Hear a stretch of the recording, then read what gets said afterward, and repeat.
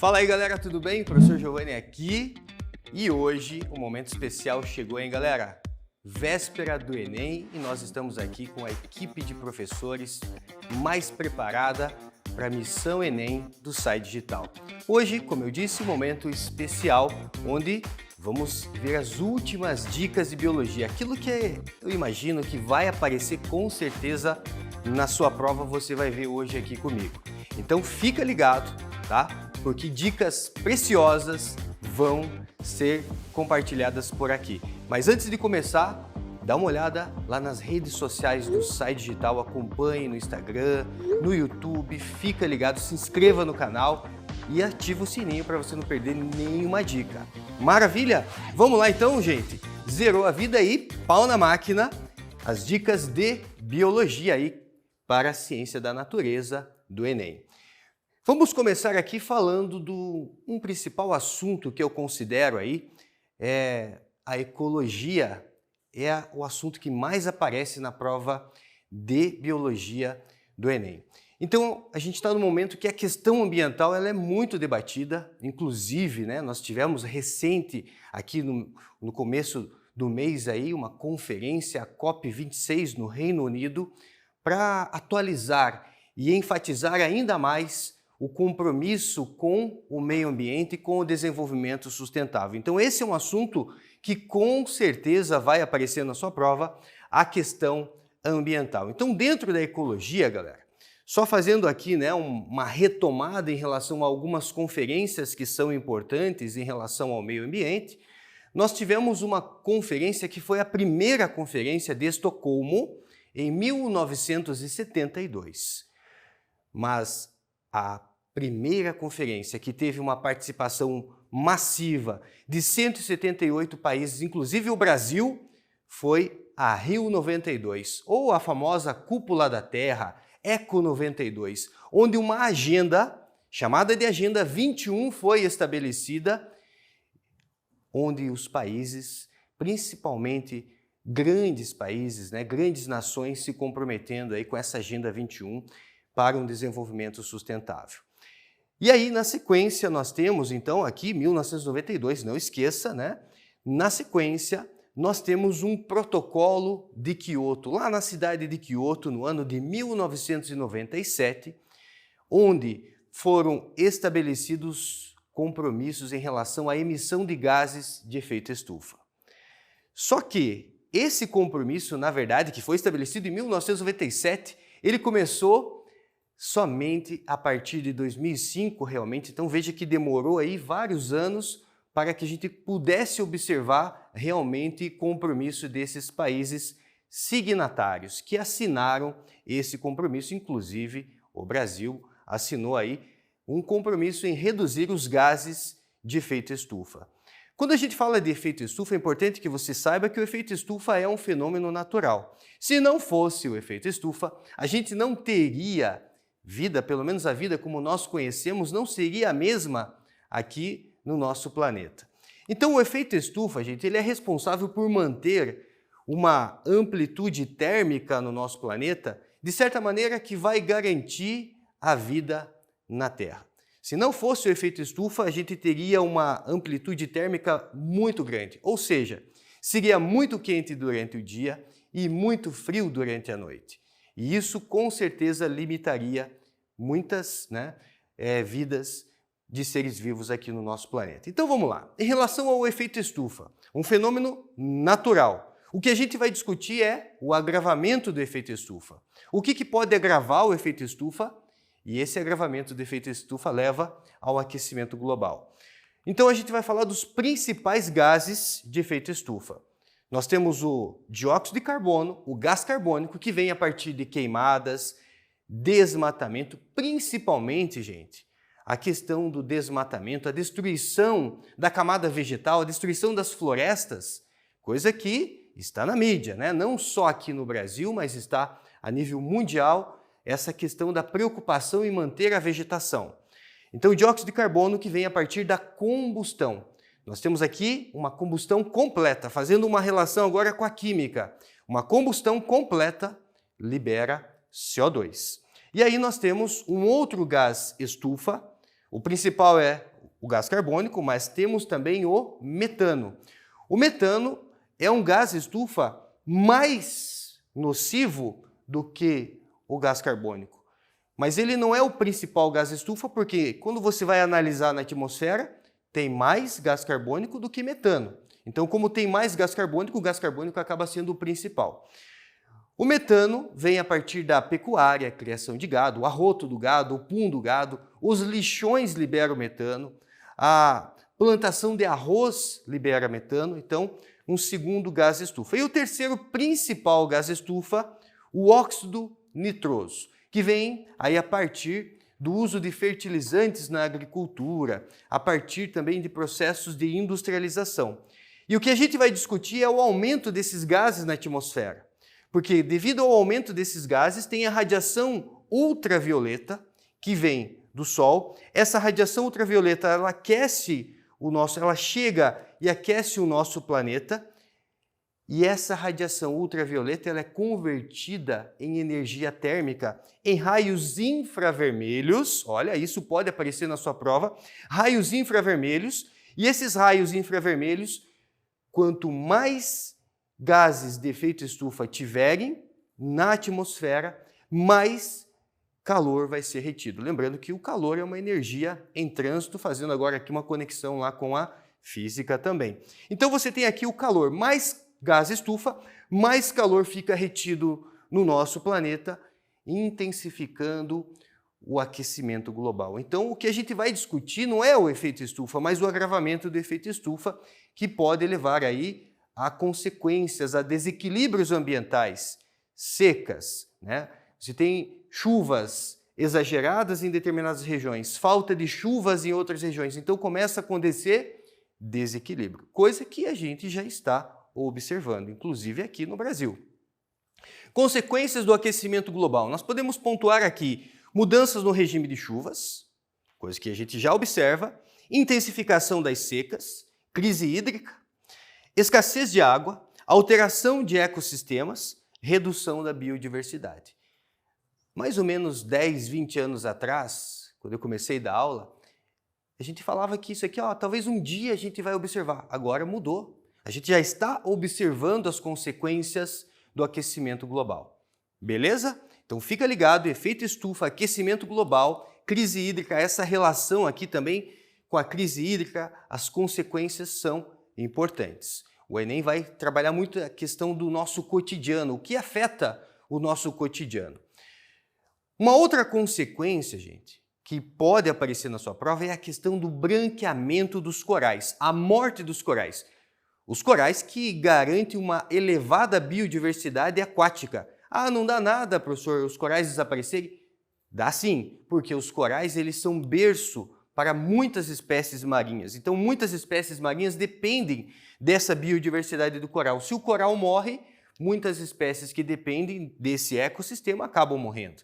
Então, uma perda inestimável de biodiversidade aquática.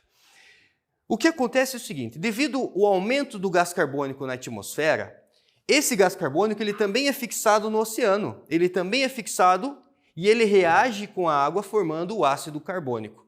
O ácido carbônico, que também está relacionado ao gás dos refrigerantes, né? O ácido carbônico, ele é instável e ele pode, intensificar aí um fenômeno chamado de acidificação do oceano. Devido a uma acidificação do oceano, ou seja, o pH baixo, pH ácido, abaixo de 7 é ácido, você sabe disso, isso está levando à morte dos corais. Sobre o que é o coral? O que é um recife de coral? A base de um recife de coral é formada por animais, por quinidários da classe Anthozoa. São antozoários. Tá? Se o Enem quiser aprofundar um pouquinho, a gente também prepara você para esse aprofundamento. Então são animais, são quinidários da classe Anthozoa que formam a base, o esqueleto do coral. E aí tem uma associação com algas que são chamadas de zooxantelas.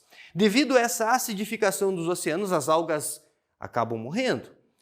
E isso causa um branqueamento dos corais, porque aquela coloração vermelho, azul, verde, toda aquela coloração exuberante do coral é devido à presença dessas algas zooxantelas. Se as algas morrem, o coral fica branco, né? Então, branqueamento dos corais. E essa relação das algas e dos quinidários é uma relação mutualística. Se a alga morre, os quinidários morrem, morte dos corais. Perda inestimável de biodiversidade aquática. Beleza? Fica ligado então que branqueamento dos corais pode aparecer na sua prova. Por motivo de acidificação do oceano que tem relação com o aquecimento global, com o agravamento do efeito estufa devido ao aumento de gás carbônico, mas também o aumento de temperatura global eleva a temperatura da água. E essa temperatura mais alta no ambiente aquático também pode levar à morte dos corais. Então, a acidificação e aumento de temperatura pode causar morte dos corais. Uma outra relação, falando ainda de poluição atmosférica, eu falei para vocês que quando você tem uma combustão completa, libera gás carbônico. Mas quando nós temos uma combustão incompleta, libera monóxido de carbono. E o problema do monóxido de carbono é que ele não tem cor, ele não tem cheiro, mas ele pode causar morte por asfixia. O monóxido de carbono, ele consegue se ligar de uma maneira estável, fica atento, formando um composto estável com a hemoglobina. A hemoglobina que também se liga com o oxigênio, com o gás carbônico, 98% do oxigênio que é transportado no seu corpo, no meu corpo, quem faz isso é a hemoglobina, lá fazendo parte dos glóbulos vermelhos. Só que a hemoglobina ela se liga de maneira instável com o oxigênio, de maneira instável com o gás carbônico. Porém, a hemoglobina é apaixonada pelo monóxido de carbono. Se tiver oxigênio e tiver monóxido de carbono, a hemoglobina vai preferir se ligar com monóxido de carbono porque ela forma um composto estável e vai deixar de transportar o oxigênio. E menos oxigênio no seu corpo, isso pode causar uma morte por asfixia. O composto formado é chamado de carboxihemoglobina. Não vai confundir com carbohemoglobina. Carbohemoglobina é quando tem CO2, gás carbônico e hemoglobina. Eu chamo de carbohemoglobina. Agora, quando é monóxido de carbono, o composto é estável e nós chamamos aqui de carboxihemoglobina. O indivíduo vai sentindo um mal-estar, dor de cabeça, náuseas, tonturas, vai perdendo a força também muscular, falta de ar, colapso e podendo levar ali a perda de consciência e morte. Então fique atento. Recentemente nós tivemos aí também ao longo desses últimos meses casos importantes de pessoas que morreram devido a monóxido de carbono. Morte por asfixia. Isso interfere lá na cadeia respiratória, porque você sabe que o oxigênio ele é receptor final de elétrons na cadeia respiratória, lá nas cristas mitocondriais. Beleza? Aprofundando um pouquinho mais aqui também para vocês. Um outro assunto, gente, falando agora de poluição aquática, é a eutrofização. A eutrofização ela começa com o aumento da matéria orgânica no ambiente aquático. Professor, o que seria essa matéria orgânica? Geralmente, o lançamento de esgoto não tratado na água. Nesse esgoto não tratado, a gente pode ter ali, fezes humanas, fezes de animais. Nesse esgoto não tratado, alguém vai fazer a festa com essas fezes. Quem faz a festa com essas fezes são organismos decompositores aeróbios ou aeróbicos. São bactérias, minha gente, bactérias aeróbicas. Então aumenta a população de decompositores aeróbicos. As bactérias vão fazer a festa com essas fezes presentes no esgoto que foi lançado no ambiente aquático. Isso vai aumentar a DBO. O que é DBO? DBO é demanda bioquímica de oxigênio. Se aumenta a demanda bioquímica de oxigênio, ou seja, aumenta o consumo de oxigênio no ambiente aquático, diminui a concentração de oxigênio na água.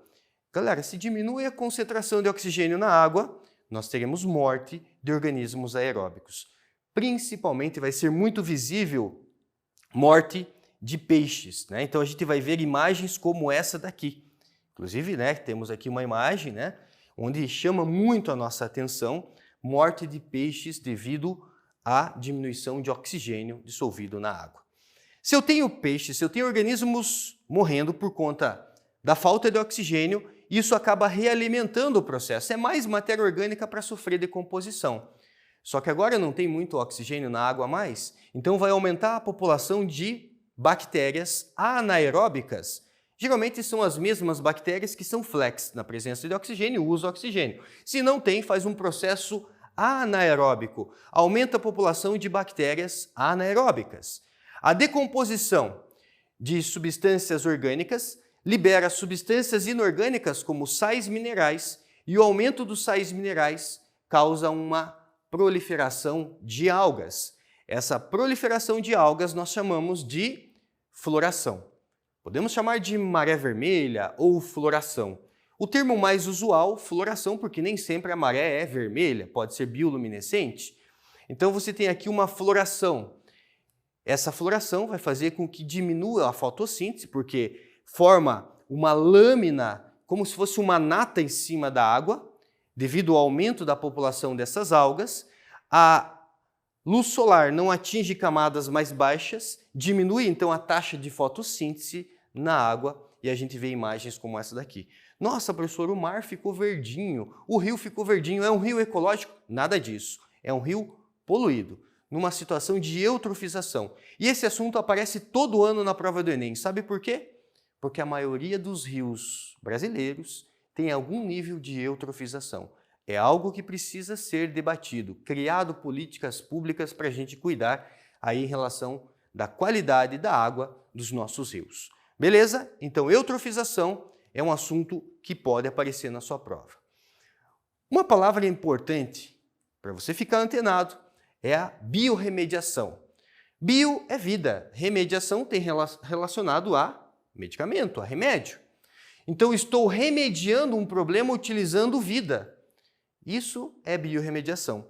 Imagine que você tem um poluente na água, um poluente no solo, e aí você usa um micro-organismo capaz de neutralizar esse poluente ou fazer com que esse poluente fique menos tóxico, convertendo esse poluente em substâncias menos tóxicas, como gás carbônico, água, biomassa e sais minerais. Então, estou resolvendo um problema, diminuindo uma poluição, usando micro-organismo. Biorremediação. Beleza? Um exemplo prático que já está sendo feito, aqui no Brasil, quando a gente tem derramamento de petróleo. Derramamento de petróleo é um assunto que vai aparecer na sua prova, também chamado de maré negra. Quando nós temos derramamento de petróleo, nós podemos utilizar uma bactéria, a Alcanivorax borcumensis. Não precisa decorar o nome dessa bactéria, eu cito só para você ficar ligado. Essa bactéria ela tem capacidade de degradar esse petróleo. Ela forma uma película sobre a gota de óleo, secreta emulsificantes que quebram essa gota de óleo. Então, aos poucos, essa bactéria ela vai limpando esse ambiente poluído. Biorremediação. Estou resolvendo um problema, remediando um problema, utilizando um ser vivo. Continuamos aqui, agora, com uma questão. Chegamos no momento importante. Ao longo da sua preparação, você deve ter feito várias listas de exercício. E quanto mais exercício você fez, mais habilidade você ganhou, mais conhecimento você ganhou. E quando a gente treina, a gente é capaz de fazer coisas aparentemente impossíveis. Então, peço licença para vocês para eu fazer aqui, uma apresentação um pouquinho diferente. Eu tenho aqui, olha só, uma corda e toda a corda tem duas pontas. Então, temos aqui uma corda e toda a corda tem duas pontas. Calma lá. Esse aqui incomoda um pouquinho. Quando você treina, e quanto mais você treina, você é capaz de fazer coisas aparentemente impossíveis. Vamos lá?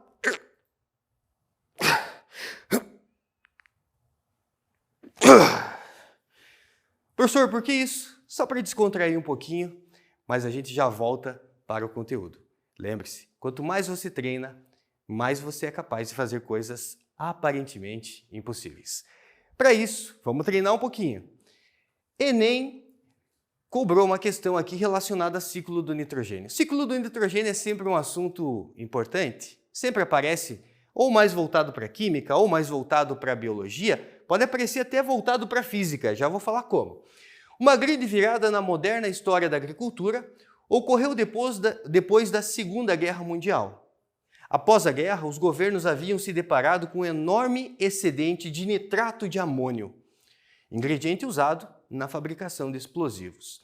A partir daí, as fábricas de munição foram adaptadas para começar a produzir fertilizantes, tendo como principal componente os nitratos. Fica muito atento, porque a prova do Enem sempre vai ter um comando da questão. Essa parte aqui é importante. Comando da questão. Por quê? Porque pode ser que todas as alternativas estejam corretas, mas vai ter uma alternativa que vai estar mais correta, ou seja, ela vai estar de acordo com o comando da questão. Isso pode acontecer. Então fica ligado aqui. No ciclo natural do nitrogênio, o equivalente ao principal componente desses fertilizantes industriais é produzido na etapa D. Ele falou nitrato de amônio. Onde está o nitrato, gente? O nitrato está aqui, ó. Então vamos dar uma olhada como funciona o ciclo do nitrogênio. Nenhum ser vivo é capaz, a não ser bactérias, tá? Nenhum ser vivo, exceto bactérias, é capaz de fixar nitrogênio diretamente. Você não é capaz de fixar nitrogênio, eu não sou, a planta não é. Então, como que o nitrogênio chega até esses organismos? E o nitrogênio é importante para o ATP, adenosina trifosfato, molécula lá do ATP, é importante para o DNA. No DNA você tem as bases nitrogenadas, como no ATP também, né? Adenosina, adenina é uma base nitrogenada do ATP. É importante para os aminoácidos que compõem as proteínas, e isso todo ser vivo precisa. Quem é capaz de fazer fixação de nitrogênio? Você tem nitrogênio atmosférico, inclusive 78% da atmosfera é composta por nitrogênio. As bactérias convertem nitrogênio atmosférico em amônia. E aí no solo nós temos bactérias que também conseguem converter essa amônia em nitrato, né? Diretamente em nitrato, mas primeiro ela vai amônia a nitrito, que é o Na2-, e nitrito a nitrato. O processo de conversão de amônia até nitrato nós chamamos de nitrificação, mas existe uma conversão parcial. Amônia a nitrito, nitrosação. Nitrito a nitrato, nitratação. Se é um ciclo, esse nitrogênio precisa voltar para a atmosfera e ele volta através de um processo de desnitrificação. Bactérias desnitrificantes fazem essa conversão do nitrogênio na forma de nitrato para o nitrogênio atmosférico. As plantas vão absorver o nitrogênio na forma principalmente de nitratos. E aí os animais adquirem esse nitrogênio quando se alimentam, através da nutrição, através da alimentação. Então nós temos aqui a absorção desse nitrato.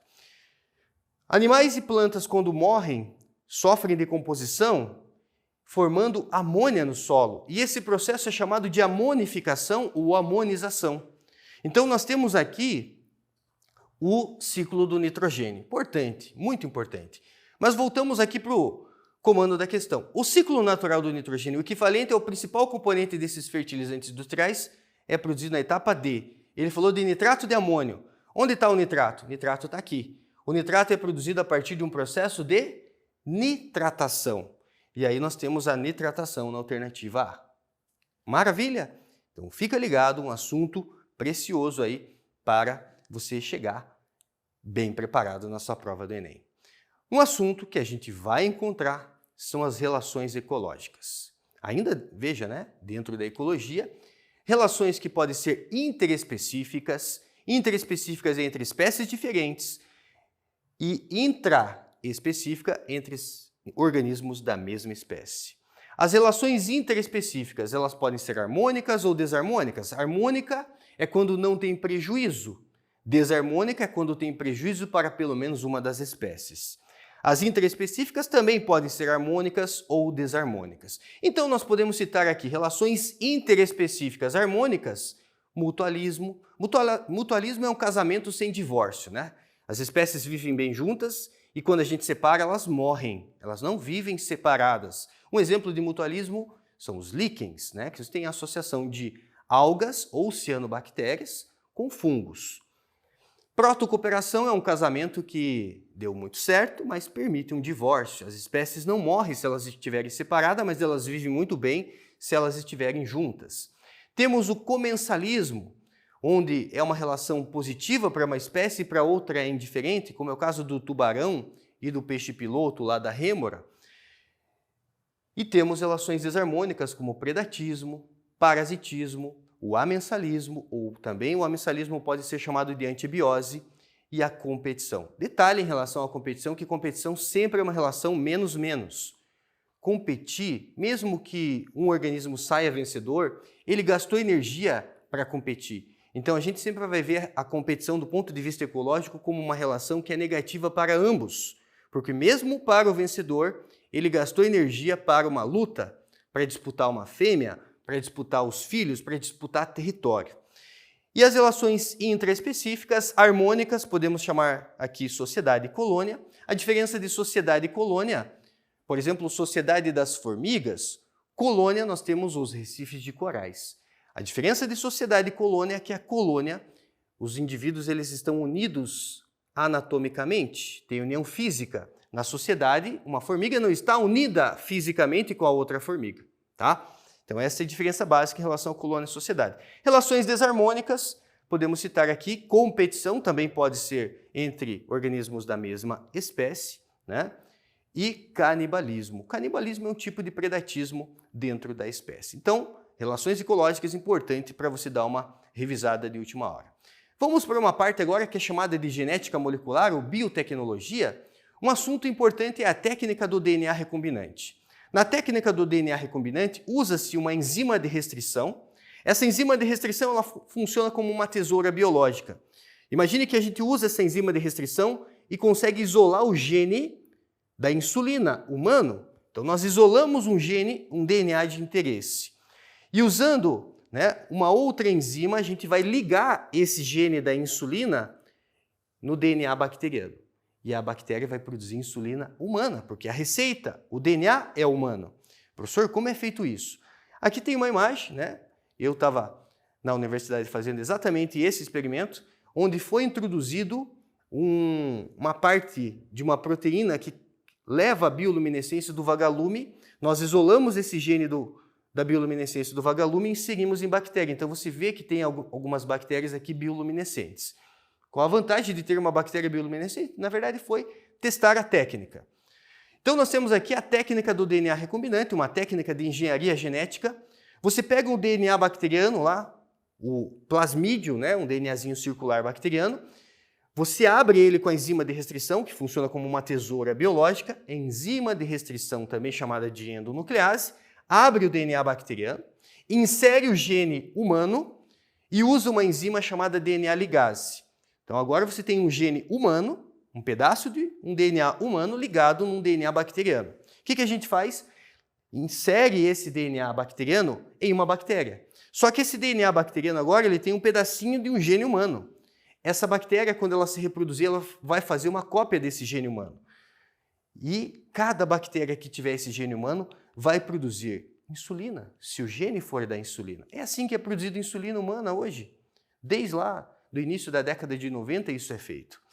Antigamente era usada a insulina do porco, hoje não. Hoje usa uma insulina humana, mas produzida em bactéria. Como isso é possível? Porque o código genético ele é universal.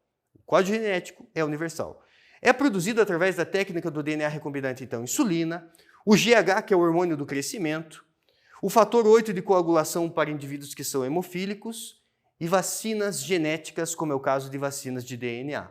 Nós temos aí, né, algumas vacinas genéticas que foram produzidas e isso leva aí, né, essa técnica do DNA recombinante.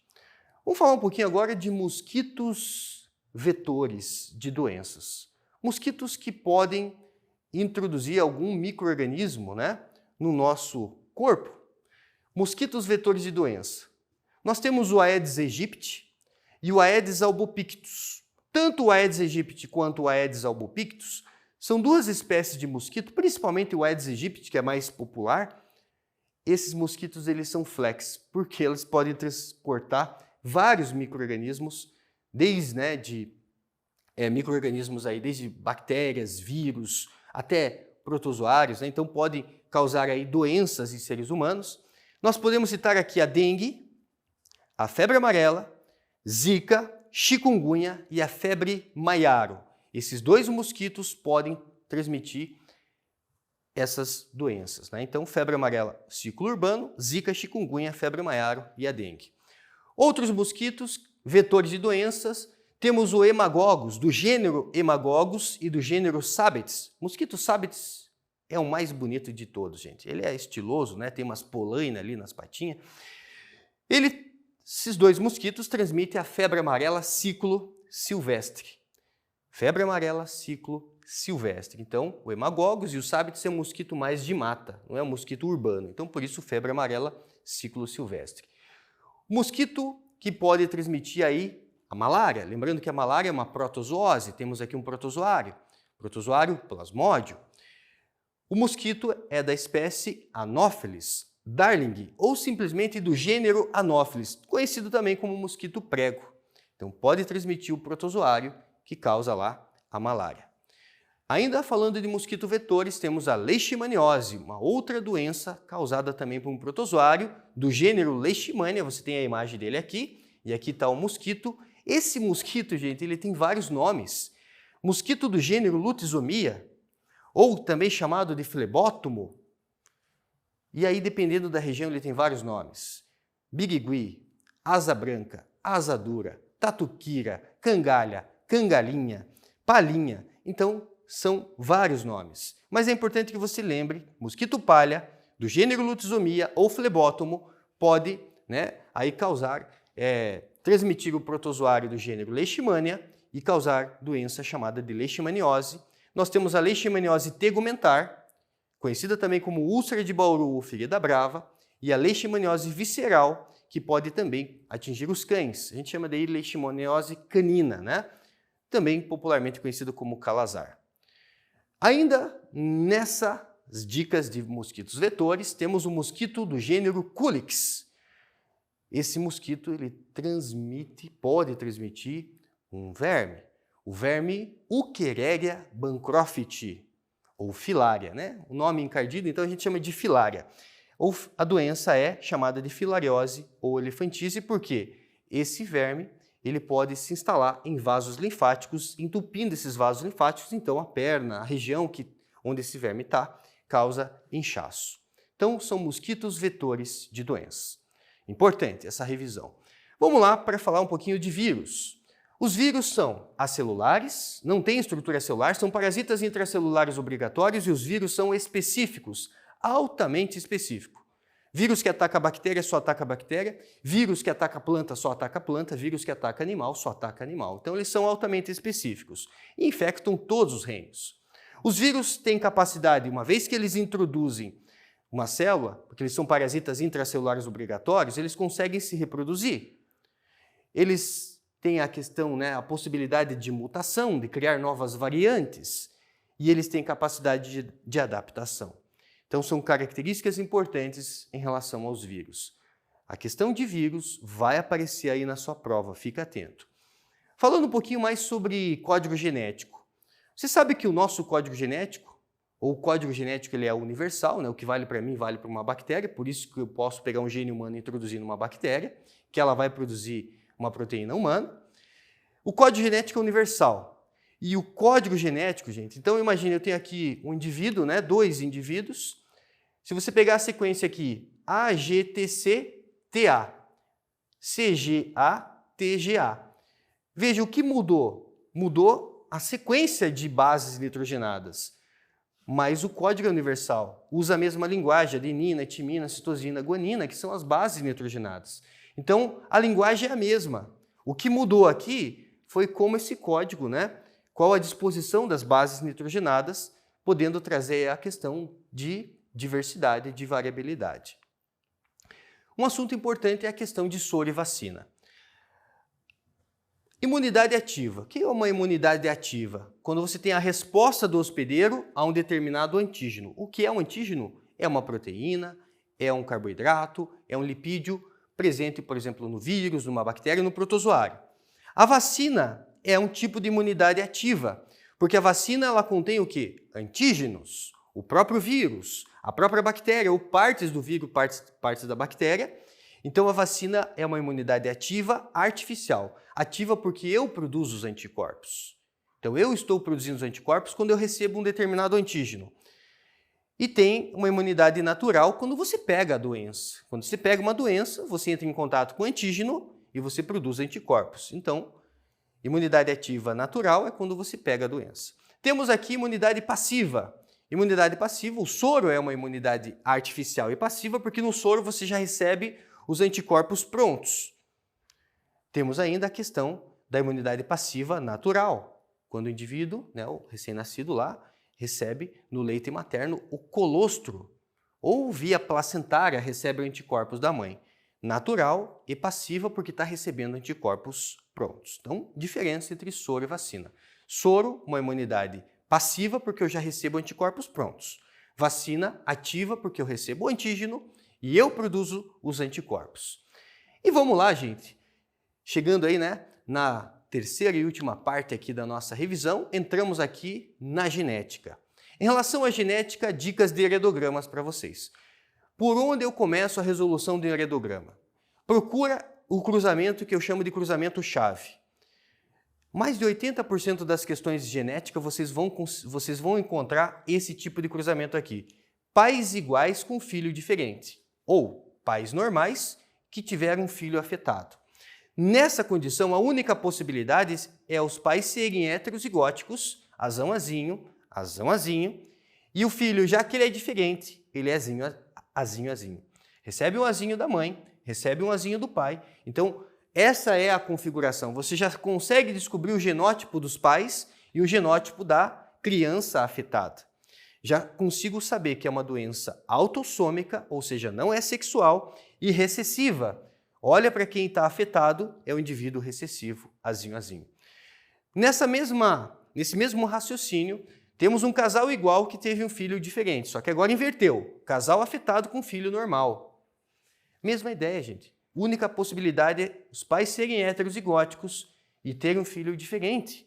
Só que agora, quem está afetado é quem tem o alelo dominante. Azão, né? Alguma coisa é afetado.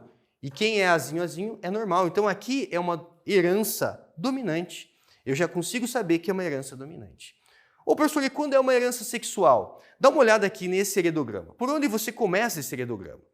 Observe que essa mulher 2, ela teve, né, com o homem 3, vários filhos. Geralmente eles vão exagerar no número de filhos. 8 filhos, né? Mas observe o que chama a nossa atenção é que tem mais homens afetados do que mulheres. Inclusive, esse casal só tem homem afetado. Mães afetadas terão todos os filhos afetados. Então, temos aqui uma herança ligada ao sexo recessiva. Essa mulher 2 é XHzinho, XHzinho. O filho, homem, sempre vai receber o X da mãe, porque do pai ele recebe o Y. Então, todos os filhos homens aqui vão ser XHzinho Y. Se é uma herança ligada ao sexo, ou seja, ligada ao cromossomo X recessiva, uma mãe afetada vai ter todos os filhos homens afetados. E aí você consegue identificar que é uma herança ligada ao sexo recessivo. Professor, e se for dominante? Ligada ao sexo dominante. O que vai chamar nossa atenção, geralmente ele vai exagerar no número de filhos também, temos aqui esse casal, um homem afetado, um pai afetado, teve vários filhos, só que somente filhas mulheres são afetadas. Então agora temos uma herança ligada ao sexo dominante. Pai afetado com todas as filhas afetadas. Herança ligada ao sexo dominante. Existe a possibilidade de ser uma herança restrita ao sexo. Agora, restrita ao sexo masculino, chamamos de herança holândrica. O homem sempre recebe o cromossomo Y do pai. E se o gene deletério estiver no cromossomo Y, esse homem vai transmitir o cromossomo Y para todos os filhos homens, que vão transmitir o cromossomo Y para todos os filhos homens. Então, o que chama a nossa atenção é que só tem homem afetado, herança holândrica ou herança restrita ao sexo. Então essas foram dicas importantes para a resolução do heredograma. Um assunto que o Enem gosta muito, gente, é a questão de teste de DNA. Teste de DNA, nós temos aqui uma criança, a mãe e 2 supostos pais, o pai 1 e o pai 2. Você recebeu 50% do seu DNA, você recebeu do seu pai. 50% você recebeu da sua mãe, ou seja, você recebeu 23 cromossomos do pai, 23 cromossomos da mãe. Então, metade da sua carga genética aí é paterna, metade é materna. Então, nós fazemos aqui um teste de DNA. O DNA tem carga negativa, gente. Então, quando eu coloco o DNA da criança, da mãe, do pai 2, aqui eu coloco uma diferença de potencial, uma diferença de carga, E como o DNA tem carga negativa, ele vai querer correr em direção ao polo positivo. Só que tem moléculas de DNA que são mais pesadas, moléculas de DNA que são mais leves, peso molecular mais leve. A molécula que é mais leve corre mais, a que é mais pesadinha corre menos. E vai formar essas bandas. Observe o seguinte, a criança é nossa referência. Nós temos aqui uma banda de DNA da criança que não veio da mãe. Galera, isso aqui é uma referência importante. Porque se essa banda da criança não veio da mãe, ela tem que ter vindo de um pai. E ela veio do pai 1, porque o pai 2 não tem essa banda de DNA. É uma suspeita que o pai 1 já seja aí o pai dessa criança. Para confirmar, encontramos mais uma banda que não veio da mãe e veio do pai 1. Então o pai 1 é o pai aí da criança. Mais uma possibilidade aqui, confirmando realmente que o pai da criança é o pai 1. Né? Parabéns, papai. Né? Pai dessa criança aí é o pai 1. Um teste muito famoso, né? O teste do cotonete, chamado de teste RT-PCR. Primeiro vamos entender o que é o RT. O RT, eles usam em laboratório uma enzima chamada de transcriptase reversa. A transcriptase reversa, ela pega o RNA viral, por exemplo, o RNA do coronavírus. Você sabe que o RNA é fita simples, só que o RNA ele é muito instável, é difícil de manipular RNA em laboratório. Então eles vão transformar esse RNA do coronavírus em um DNA viral, porque é mais fácil manipular DNA. O DNA é mais estável. Então em laboratório eles usam uma enzima chamada transcriptase reversa que pega o RNA do coronavírus e transforma em DNA viral. E aí usa uma técnica chamada de PCR. PCR é reação em cadeia da polimerase. Essa técnica PCR ela é capaz de clonar DNA. Então eu vou amplificar essa amostra de DNA para ter mais DNA para garantir que esse teste realmente seja mais confiável. Então nós vamos amplificar essa amostra, clonar esse DNA várias e várias vezes. E aí você faz o exame. Se você encontrar esse DNA, significa que a pessoa está com o vírus. Essa pessoa vai ter lá um teste positivo para RT-PCR e vai precisar ficar lá em quarentena e isolamento. Beleza? Então esse é o teste RT-PCR. E assim nós chegamos ao final da nossa revisão. Agradeço a sua participação, mas ainda tem uma mensagem final para vocês. Deixa eu pegar aqui, só um minuto. Eu tenho aqui uma varinha. Essa varinha ela é mágica. E essa varinha, por mais pequena que ela seja, ela representa um investimento diário ao longo desse ano, que não foi fácil, né? Foi um ano diferente para todo mundo, um ano que você se esforçou muito para estudar, aula online, aula híbrida, vai para a escola, fecha a escola, volta para casa. Não foi fácil. Você teve que se virar nos 30, se esticar muito, ter muita força de vontade para continuar estudando. Mas você está aí, fazendo parte dessa história da missão Enem do SAI Digital. E esse investimento diário, que parece que foi pouco, mas quando ele chega a essa altura do campeonato, aquele investimento que parece que foi tão pouco, ele vai trazer resultados que nem você imaginava colher.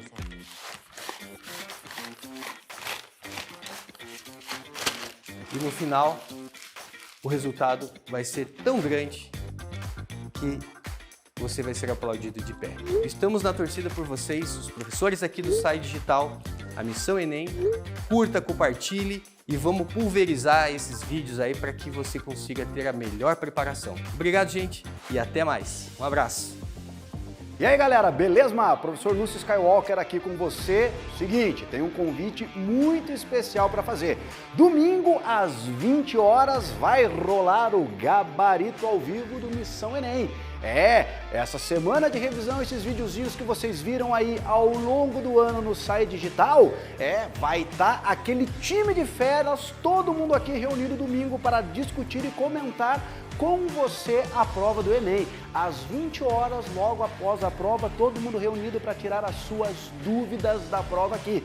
Então não esqueça, domingo, 20 horas, gabarito ao vivo, Missão Enem do SAI Digital, lá no nosso canal do YouTube.